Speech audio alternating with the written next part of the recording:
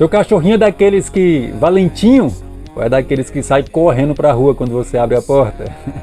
Dá uma olhada nesse portão pet, que é muito prático e seguro. Você não vai deixar seu amiguinho descer escada abaixo ou então sair correndo aí no meio da rua, né? Principalmente quando você quiser deixar ele num local reservado, para não atacar os seus convidados ou visitantes. Se liga nessa dica aqui, que a partir de R$ 135 você já pode ter o seu portão pet aí na sua casa, sabe, com muita praticidade. Curte aqui para mais dicas. Digita aqui nos comentários se você se sentiria mais seguro com um desse.